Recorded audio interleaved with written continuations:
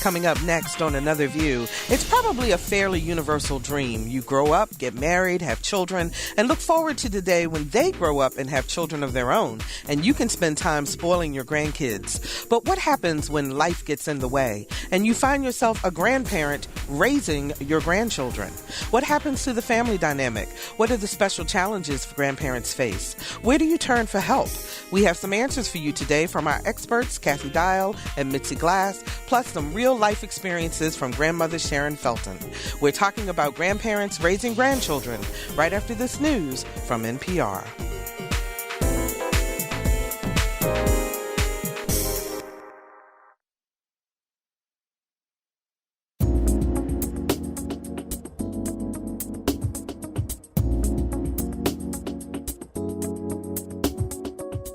Discussing the issues and celebrating the successes of the African American community. This is Another View.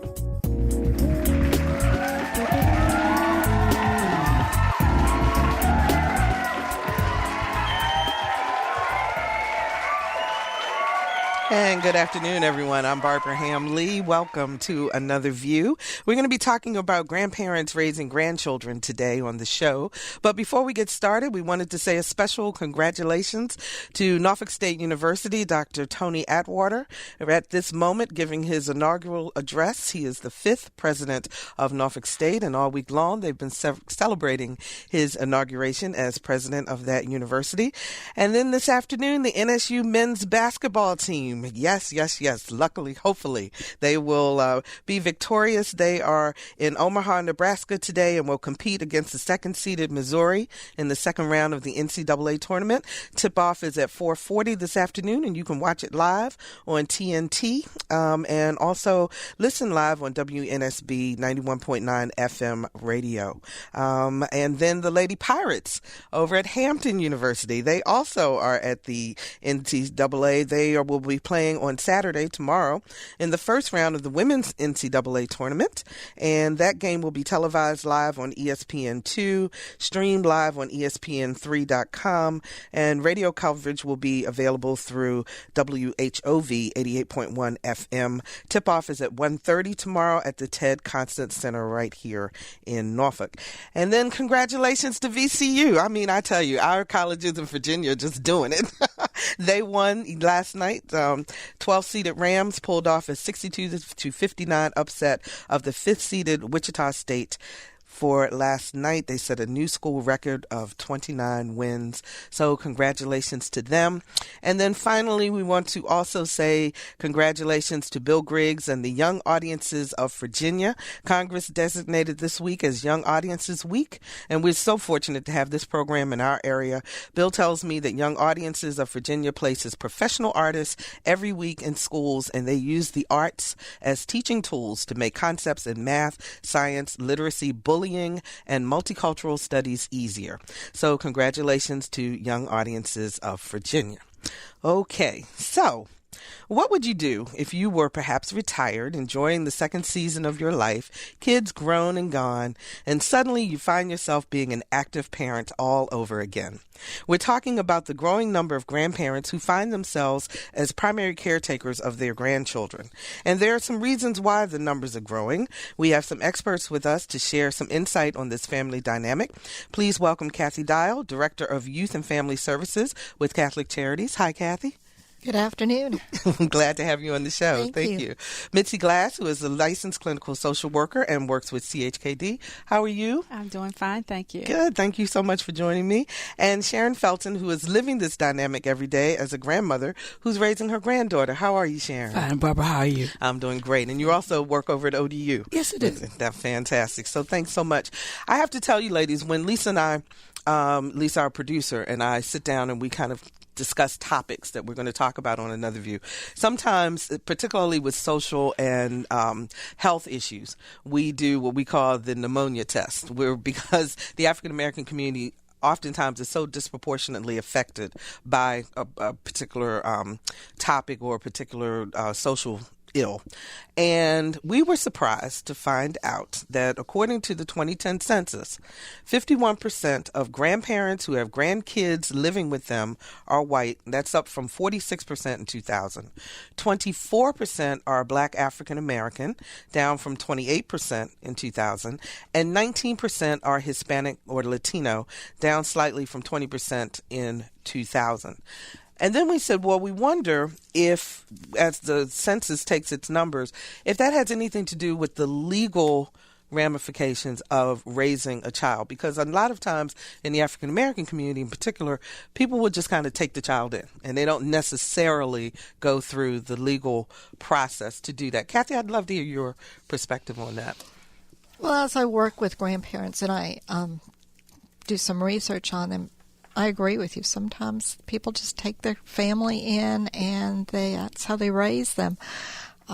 As far as the census goes, as people are answering the census data, I think they're being very upfront about whether or not they are parenting a grandchild. Mm-hmm. Mm-hmm.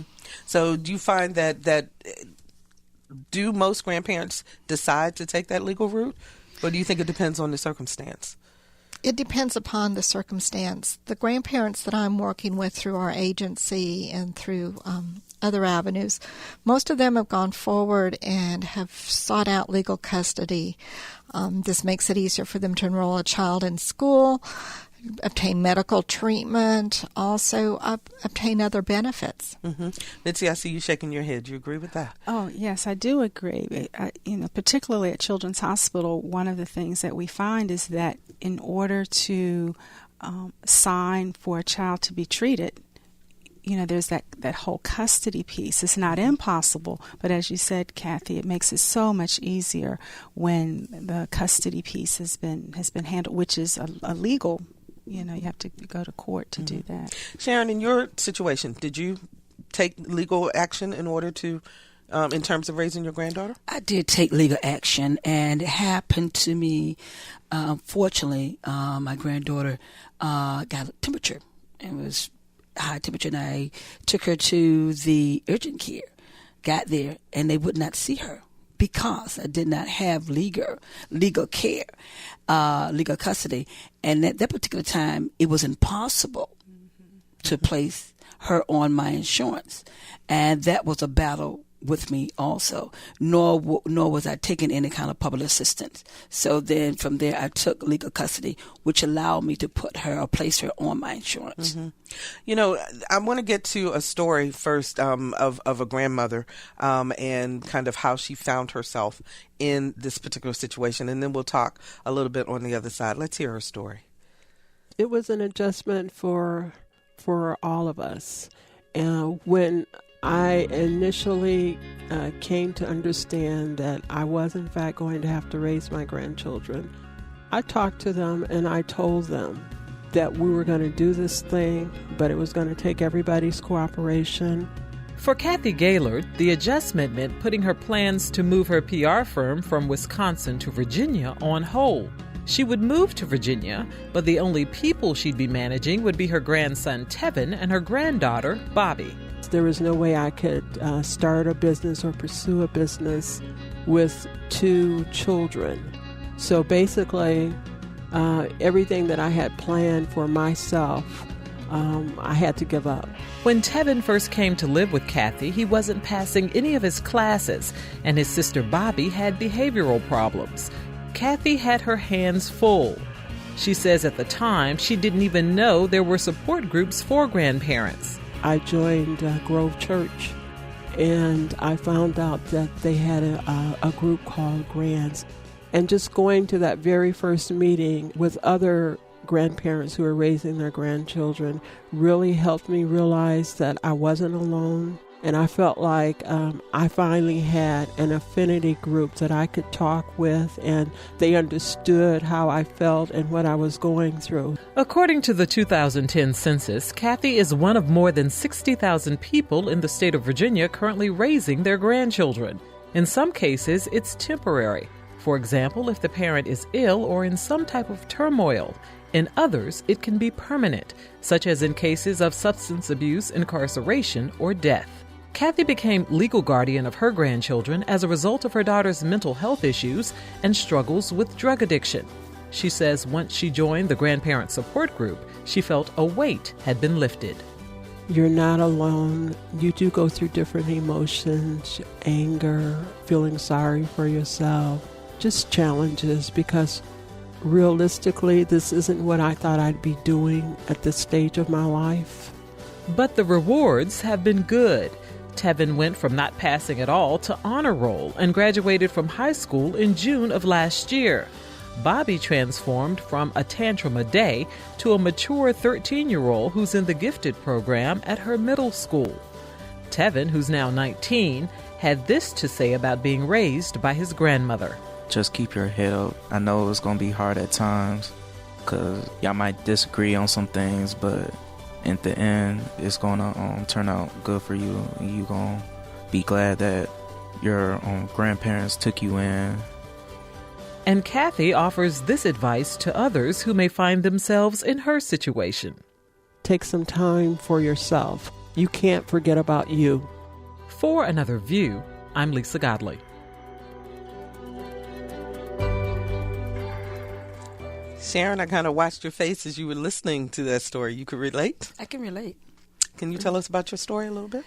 My story has to do with my granddaughter, who her father's my son, and he had problems. But he actually said to me, "Mom, I need your help. You have to take her. I can't do it." And he actually gave me the legal custody of her.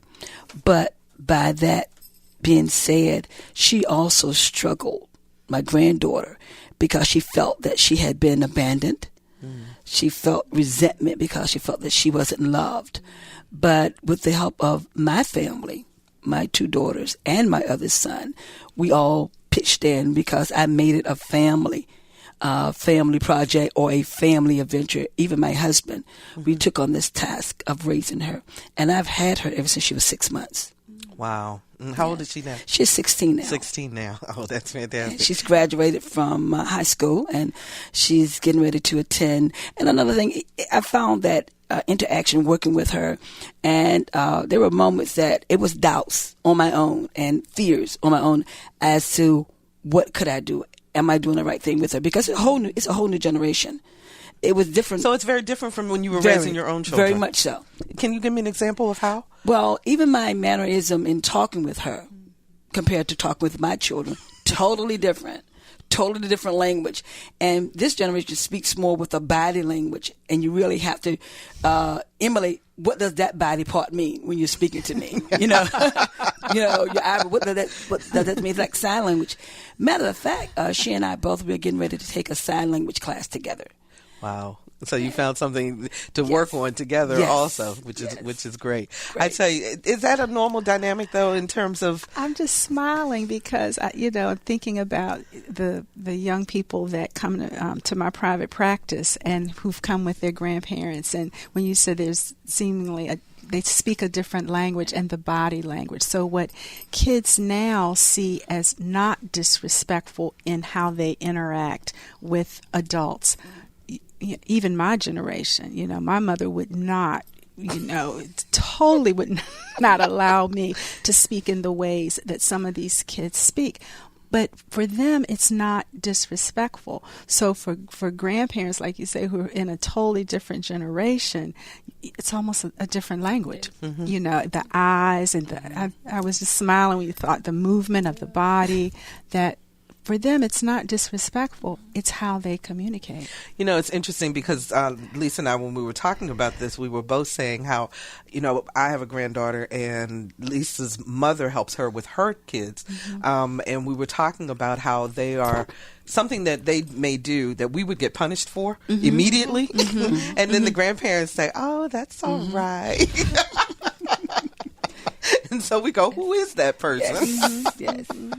But to get to, first of all, give us some of the reasons, Kathy, why grandparents find themselves raising grandchildren. Well, some of them now are stepping up to the plate because of the economy. The last research that was done and released almost a year ago was showing, with so many people being unemployed and homeless, grandma saying, bring the child to me, I'll step up and take care of them until you get back on your feet. It goes back to the substance abuse issue again. There are many young people involved in drugs that are really trying to get off their drug habit, but they haven't made it that way. We have others that unfortunately have abandoned the children. Have said, I want to take care of myself. I want to go out and date. I don't have time to raise this child. Others are incarcerated. We see families too who are parenting because of the military, with people being on deployments. And we see some teen parents whose grandparents, the parents have stepped up because they're saying, you're a teenage mom, you're a child yourself, you can't parent an infant. Is it usually a child who is a single parent where the grandparent winds up taking over, Mitzi, or is it sometimes from family? In other words, it could be a married couple, but they may not be able to take care of their child, so therefore they let the grandparent, or a death or things of that sort. I don't see that as often with married couples. I more often see a single mom or dad who, for whatever reason, are unable to raise their children, and grandparents. I call it they stand in the gap, which I think is just so wonderful. And I was thinking about the kids that I have as patients at the hospital who are being raised by their grandparents, and many of those parents are deceased. So I've sort of ran. So the parent is deceased. So many parents are deceased, which is a phenomenon. I hadn't really thought about it until you actually write it and you see, oh my goodness, look at all of the parents who are deceased, as well as the substance abuse. I think that's a huge issue also, and I think that when you have a parent who's deceased, that creates a unique dynamic for that child because they never got to bond with their parent. And so that creates a sort of a void because they're wondering, who is this person that I'm not linked with? I know there was a parent, but I'm not linked with them. So it comes up sometimes in very subtle ways. I think a lot of people assume that if you are a grandparent, that you automatically, and you decide to take this role on, that automatically you are the final say and you have all the legal rights. That's not necessarily true, Kathy, is it? No, that isn't true. There are different means that you can have custody of the child. You can go to court and file for custody, and that's very difficult for some grandparents because when you're going before a judge and having a custody battle, that person sitting across from you is your own child. And not only so that's that painful. Really turns it's the painful. family apart. There are many grandparents that I've worked with that are saying, it's taken all of my money that I had put aside for the future for legal fees to get through the custody battles. Another option is for a grandparent to adopt the child. But that goes, it's hard for grandparents too because it's admitting that child's parent will never be able to go back and parent because again. they won't be able to come in as the parent, and they don't want to change the family dynamics. And it's true when she's saying that because I was fortunate that my son said, "You do it, you have it." He gave it to me, and it is you battle with that. And we had a long conversation. I said, when you do this, she becomes mine. You don't have that. He said, I understand. But because he was not working at that time, he could not give her the things that he needed. He said, I can't do this. You need to come in because it had a lot to do with insurance and other things that he needed. So we went in and took on this role. You're right in that. But the thing about it is after she was with me so long, she decided, you're the only mom I know. You're the only family I know. She did not want to go back into that. So ended up being that way. So if you don't do adopt and you don't get the legal custody, what else could you do? You could go for joint custody where you'd share custody with your grandchild's parent. You could have some type of an informal agreement where you your child gives you power of attorney over your grandchild. And wouldn't that be a minimum that you would need, though? Because in terms of getting the kid enrolled in school, and medical care, but and not so all forth. school districts either will recognize just the power of attorney. Some of them need you to go the extra step. Right. The last option is foster care. If you're getting the call from the Department of Human Services that have said Child Protective Services stepped in, we now have custody of this child. The child's going to go into foster care.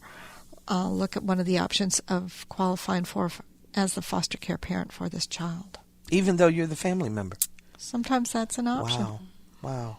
That's interesting. 440-2665 or 1-800-940-2240 are the numbers to call to join our conversation today. We're talking about the challenges and rewards of grandparents raising grandchildren. 440-2665 or 1-800-940-2240. If you're a grandparent out there and you're raising your grandchild and you want to give some encouragement or some advice, we'd love to hear from you. 440-2665. 1-800-940-2240. Okay, one day life gets in the way and you have this grandchild. And I'm going to start with you, Sharon, because kind of a little bit that's what happens. But what's the first thing you do? The whole thought of all of a sudden your whole life is about to change. What are some of the first things a grandparent needs to think about if this happens to them? You take a deep breath, a long, deep breath, and you try to have that farsightedness. But nothing really prepare you for this. And thinking that it's going to be the same old, I would tell parents, it is not the same old, You cannot use all of the techniques that you use with your children. And you really have to think about it long and hard because it does change the dynamics of your family when this child comes in. Because not only have you raised your children, sometimes your children are still there. And they're dealing with your time with them being cut in half, having to rearrange your whole self. So, but with that said, I find that if you sit down and you talk with the family, open communication, and allow them to speak their mind, and that's how I based on everything, talking, communication, and making sure that that line of communication is open, it can make the transition that much smoother. Mitzi, is it okay for you to feel, though, a little bit of resentment in this? Because, here you are thinking you're going to go off into the sunset with your husband and everything's going to be fabulous, and now you're asked to be a parent again. Absolutely. I mean, I don't think most of the grandparents I worked with, they did not prepare for this. This was not predictable. This is not what they quote unquote signed up for. So yes, absolutely. I think there can be some resentment. I think it's normal to feel angry, sometimes even hopeless. I think that would be a very normal emotion. I think, though, what has to come after that, though, is how can we move to acceptance? And then to be able to provide grandparents with the support and the encouragement that they need. And also, I think it's so important, and I try to do this with grandparents, is let them know that what you're doing is huge and it's important and it's valued. And use what I call celebration language to let them know that you've done something that is just incredible. But Mitzi, let me ask you this also. Sometimes then, or do some grandparents say to themselves, and Sharon, I'd like to get your reaction too, and that is, I raised this child and for whatever reason they had issues. So what makes me think I can take on this new child and have a positive outcome? I have not had that experience. Most of the grandparents I work with are just, I call it making just a sacrifice to do this. So they don't blame themselves for whatever happened to their. I haven't heard that child. A lot with parents, with grandparents. Most of the grandparents I've worked with, their focus is on what can they do to help this child. Okay. I don't know if that's right. What do you think, Sharon? Definitely. What can you do to help the child? If I felt any resentment, it was that I gave myself what I did not do. What more could I have done to make this child better? But bringing the child in, the role is after you take the deep breath and realize what you have to do, you move forward with it. Maybe it wasn't that easy and it wasn't easy, that simple for some or could do that. But I just made up my mind that I had to do this. That you had to do it. Yes. Absolutely. 440-2665 or 1-800-940-2240. Sean joins us from Norfolk. Hi, Sean. You're in the air. Hi. How are you today? Okay. How are you? I'm good. Good. I just wanted to call because I am actually a grandchild that was raised by my father's parents. I did not go to live with them until I was a teenager. My parents were divorced, and they both had some issues. And so my dad's parents took me in. And I just want to say how wonderful of an experience it was now that I'm an adult with my own children. And in what way? How did that help you? I think my grandparents gave me more of a moral standing, of a good work ethic, of you know, if you start something, you finish it. You portray yourself as you want to be seen. You know, it's just, I think it's more old-fashioned values. And I think my grandparents taught me that, and I think it's something that I'm able to teach my children that some of my peers, I don't think, have any clue about. Well, that is a fantastic way to look at it. Thanks so much for sharing, Sean. Thank you so much. And for the grandmothers that are out there that are doing it, it really, really, really, really does make a difference, especially when we get older. I appreciate I talk to my grandmother every single day still, and I'm 35 years old. So that's fantastic. Thanks so much. We appreciate your call. Kathy, all right, you find have a good day. Thank you. You find that to be true, that sometimes it works out because the grandchild takes on different lessons? I do. I find it very true that they do learn from the grandparents. They learned a lot of patience. They learn how to care for other family members and to become more respectful. And that's a good thing. It is. It's great. 440-2665 or 1-800-940-2240. Hank joins us from Hampton. Hi, Hank. You're on the air.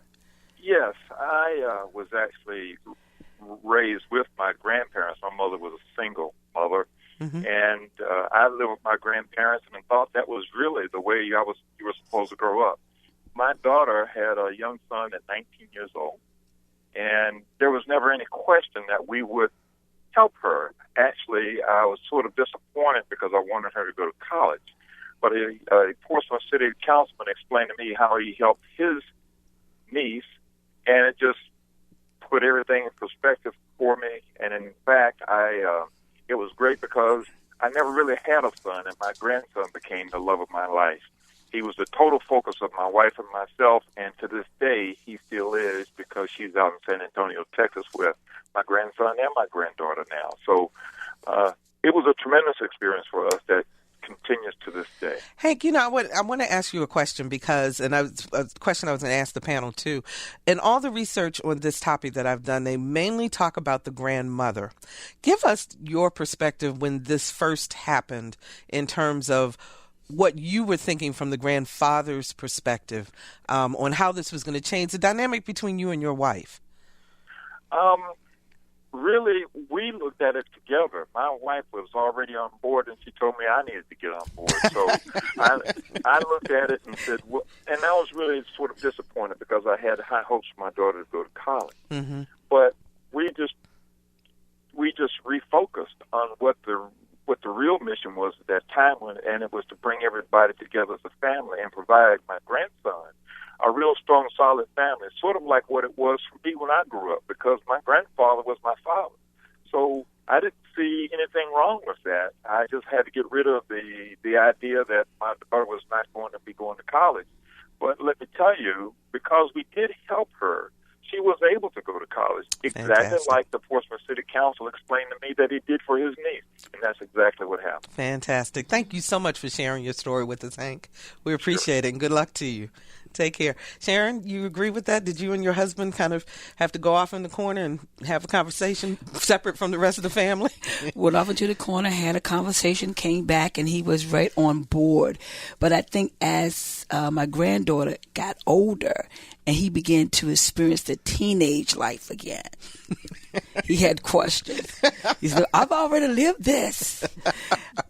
But he gets on board with it, and he finds himself changing to the body language and having to speak with her and talk with her and trying to become not just a grandfather but a mentor and a father. 440-2665 or 1-800-940-2240. If you're just joining us, we're talking about grandparents raising grandchildren. My guests are Kathy Dial, Director of Youth and Family Services with Catholic Charities, Mitzi Glass, who is a licensed clinical social worker and works with CHKD and also has her own practice, and Sharon Felton, who is a grandmother who is raising her granddaughter. 440-2665 or 1-800-940-2240. We got a call from Missy in Newport News. She didn't want to stay on the phone, but she wanted to know, and I guess it's a little bit about the question I asked before, wanted to know if some grandparents feel they failed the first time and if they see this as a second chance.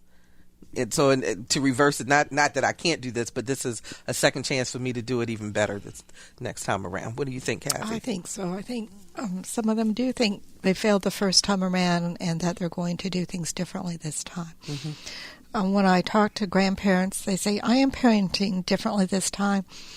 Maybe before I was working multiple jobs, I was younger. But now I've learned the importance of communication, that I sit down and we talk things out. We do family rules together. We talk about appropriate behavior. And so they're working towards that. Speaking of health issues, now a lot of grandparents might either have health issues of their own, or I particularly think about grandmothers who may be going through menopause and also raising this grandchild you talked about, Sharon, with the whole body language and the whole nine. What do grandparents need to do to try to keep themselves healthy? And are there things that they need to watch out for in terms of maybe depression or things of that sort? Mitzi? I was thinking about a family that I work with at the hospital, and one of the things that I find is that sometimes grandparents are putting so much effort and energy into the grandchildren that they neglect their own health. And I hear that piece a lot. So that's when I think it's important for us to remind them, make sure you keep your doctor's appointments, make sure you respond to when your body is not well, and also to do some things that you enjoy that maybe to have some balance in your life, I think is also important.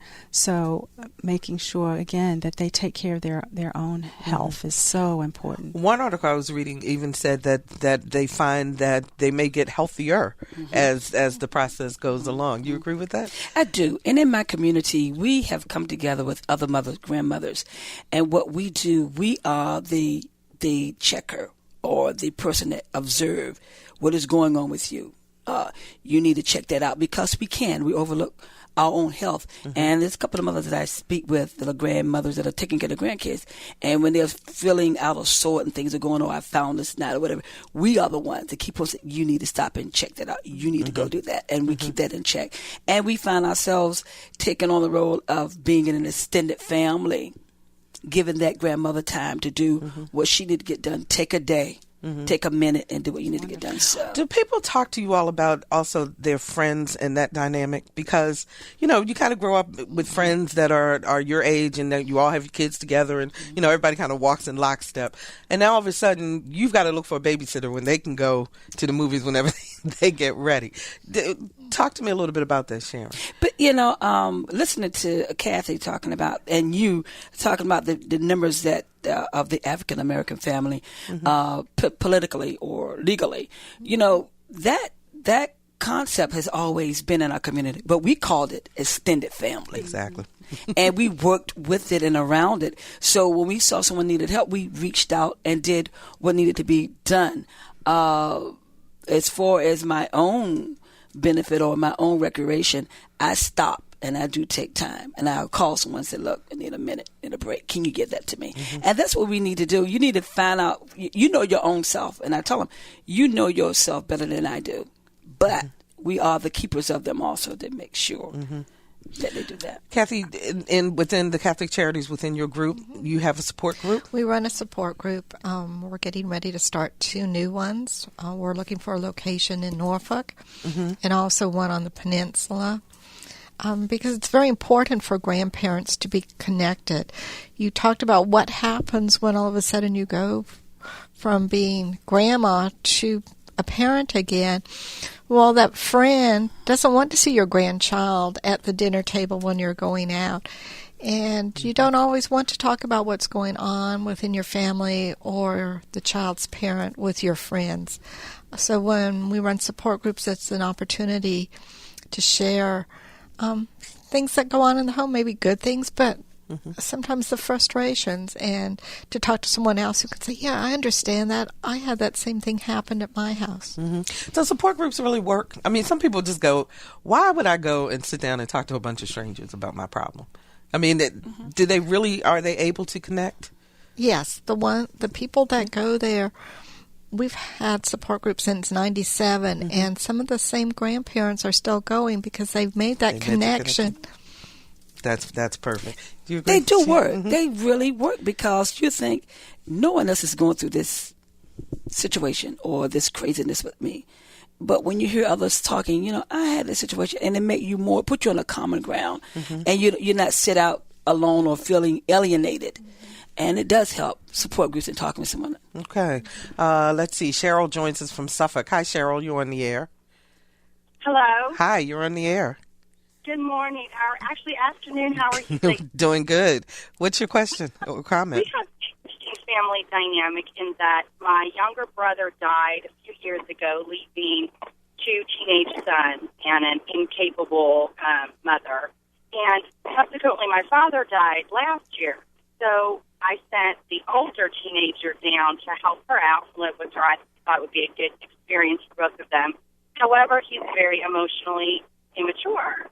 So at 70, she's now had to, go back to parenting a young adult and raising this 18-year-old to become an able-bodied, ready to face the world 18, 19, 20-year-old, helping him get into college and helping him learn how to find a job and learn how to have self-motivation. So that's been a real struggle for her to start reparenting at the age of 70, which she didn't think she would have to do again. So it isn't always young people that end up coming to grandparents. Sometimes it's young adults who are kind of floundering, and the grandparents end up taking on that parental mentoring role, which I think becomes more difficult as the older adult ages.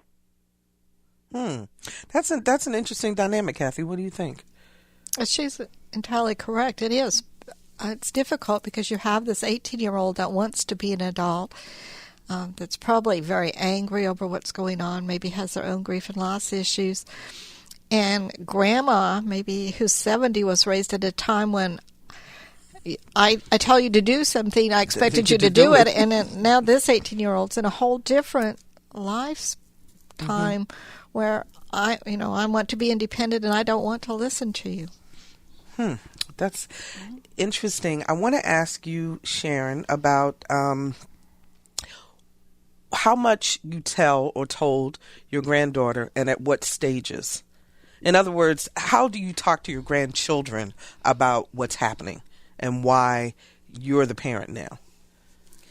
When they ask and when they become aware that something is different. And the question is, why wasn't I loved enough to be taken in at a particular time? When they ask and begin to be curious about it, I think it's time. And it is a way, you give them so much that they can receive or accept it at that moment. But when they ask, because they've come to the maturity, I need to know, and I need to know what's wrong. I need to know what's happening. So when they ask, talk about it. Just talk about it then. Mitzi? Yeah, I have a theory that when children ask the questions, that means they're ready for the answer. So, and mystery, children don't do well with mystery. So I think children do need to know the truth. And I think they have to be told in ways that are gentle, but also developmentally appropriate.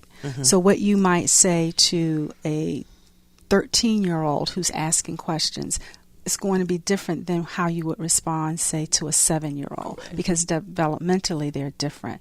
The other thing, I think children will ask questions in stages. So they may ask you a question at 5 years old, let's just say, but they may come back at another developmental age and ask a new question or ask the same question in a different way. So it's a process. It's a process. And, of course, they're trying to work out their identity, which I think is totally appropriate.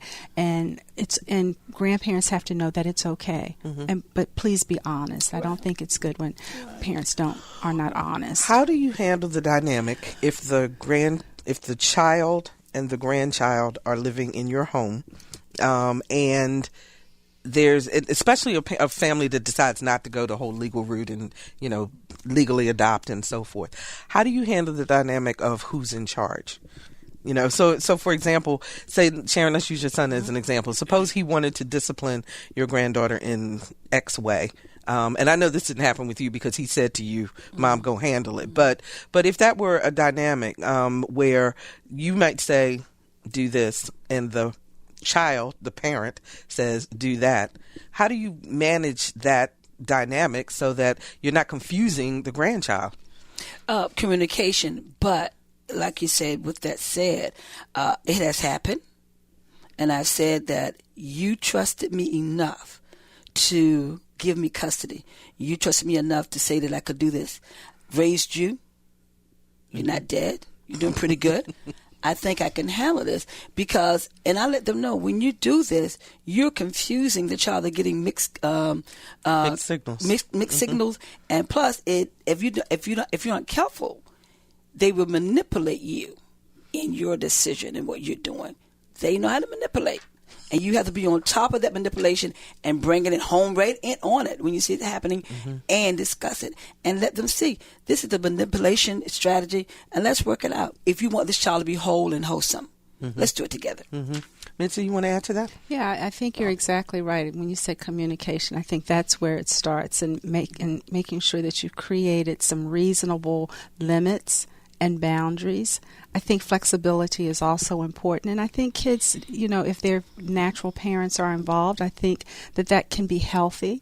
But I also think that it has to come with some limits because you don't want your home to be totally chaotic and you don't want confusion for the child. So making sure that that's communicated. We had a caller who called in and said that her husband is deceased and she's in the military and her parents are helping to raise the child, and she wanted you all to talk about that dynamic. And I know we have a lot of deployed parents, and grandparents may have to step in. Is there a difference, Kathy, in that dynamic? Or is there anything else that they need to think about? Well, when you're in the military, you have to think about the benefits that you're getting, the medical care that your child has access to, the fact that the child's going on, when the parent goes on a deployment, it's a little different than when mom is gone permanently or when dad's gone permanently. Because you know that they're coming back at some point. So that may be a little bit of a different dynamic. So let's talk about money because, a lot of people, when they're about to retire, they plan their retirement not thinking that they're going to be raising another family. If you don't ask for the legal custody and so forth, then are you entitled to things like WIC, or which is Women, Infants, and Children, and the food, or other programs from social services that could help in that dynamic? Do you know, Kathy? I'm not sure. A lot of my grandparents go ahead and apply for legal custody. You can go down and apply for TANF child only, but they usually ask for some type of custody papers. So you really have to get into the system in order to receive some help. But there are different things that you can apply for once you have custody. And I was making a list because I think one of the things for most grandparents, when they step into this role, they don't always know where to go. One of the things they can apply through your local Department of Human Services is for child-only TANF benefits, which looks at only the issues surrounding the child. And then... and TANF means? Temporary assistance for needy families. Okay. So they're not looking at the income of the grandparent. They're looking at it from the child's perspective. From just the child's perspective only. Okay. You can try to apply for Medicaid for that child, and once you get Medicaid, then you can have great things like cool smiles for dentists. If your income is low enough for a family, you can apply for food stamps or SNAP. If your child's 5 or under, based on your income, you can go ahead and apply for WIC, which is the supplemental program. In circumstances where both parents work and your income's low, you can apply for child care assistance, earned income tax credits, energy share programs. So a lot of the same things that if you were a parent, you can get if you're the grandparent. If you have custody. If you have custody. That's the If you have custody. If you have custody. And that is the kid, must be custody. Yeah. Wow. So what do families do who don't get custody? They struggle. I mean, it's just, it's so much harder because you're not eligible for a lot of those programs if you don't have custody. I was fortunate that my family was there to support, and plus with me working, my husband working, and at a particular time, the insurance terminology and action was changing where I could place my granddaughter on my insurance, and that really helped a lot because it's the main thing in your mind, insurance. The child gets sick, what am I going to do? Child needs some benefit, what am I going to do? But those things, those components were there. They were sort of kind of grafted in with everything else that we had. And I would, as Kathy is saying, I would tell any single parent that's listening now that if you're struggling, that there are a lot of things, and if they could get with one of the faith-based organization, they have means of getting you through the system and telling you how to do and how to. Because is there help with legal help? I mean, in other words, if you can't afford to get an attorney, Kathy, are there groups or organizations that may help you? That's more of a struggle, I think, for people out there. You can try to apply for funding through legal aid. I'm not positive they can help. The Virginia Poverty Law Center may be able to give you some resources. You can talk to the individual bar associations from the courts to see if there are any attorneys out there who can do some pro bono work to help. And I don't want to leave the impression that this is only affecting people who are low income. I mean, this issue of grandparents raising grandchildren crosses all demographics, all races, all socioeconomic levels, and so forth. Everybody's kind of in this together. So do you think kind of with the recession and all of that really that village is coming back together? It's coming back together. Absolutely. Go ahead. I think it's come together on a lot of levels. I think it's not just grandparents, parents and their grandchildren that the economy is affecting. It's everybody.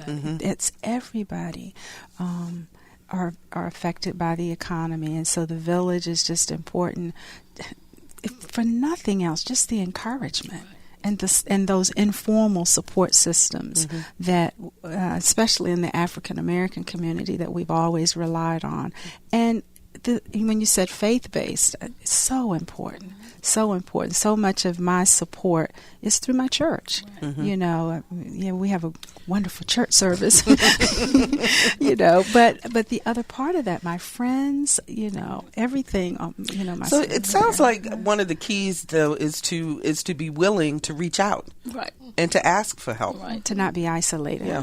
Correct, because I was going to say, if I was going to say, leave my last word of advice would be, if it's nothing or no one there, you create it. You see it. You see other mothers and you see them there. You create that support group wherein you'll be surprised how much that other one knows, information, and networking. Networking and letting you know what's out there and how to proceed with what you need to get done. Create it. Go for it. And make it happen. Make it happen. You have support groups, and you were talking about you're trying to start one here in Norfolk. What would that take?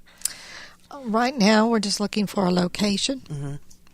So if someone's out there and wants to donate some space, That's right. If they're willing to donate some space, we're willing to step in and start the support group. We're willing to help train some new facilitators because we really believe in the model and the importance of having another grandparent that you can talk to. So and that's all a part of the kinship care? Yes, that's what it's called? That's one of the things we have through our kinship care program. So they call them grand families.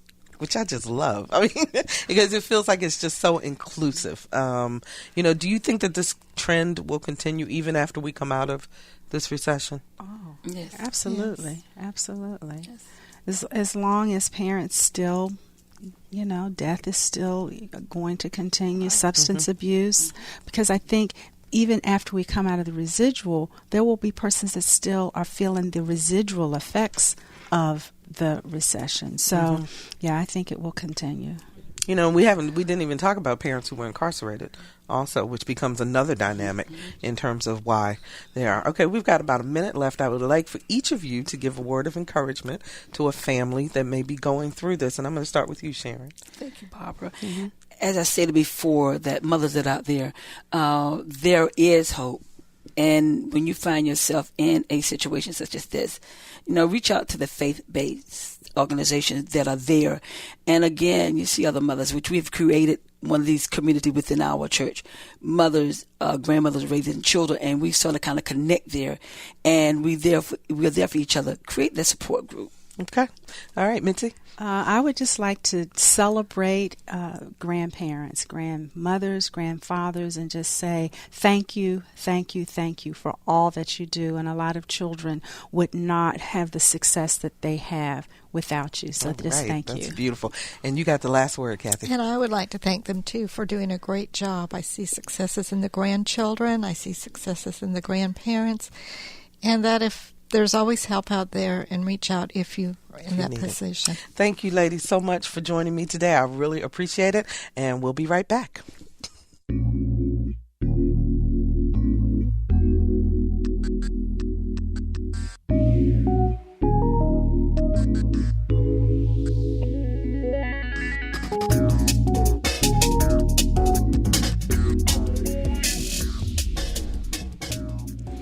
And there's always something exciting to do in Hampton Roads, so here are a couple of ideas.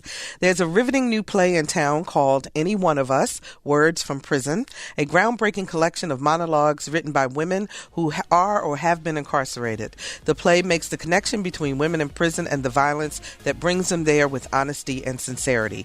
You can see Any One of Us tonight or tomorrow night, March 17th at 8, at the Perry Family Theater in Norfolk, or on Sunday at 2 p.m. For more information, call 757-339-0578.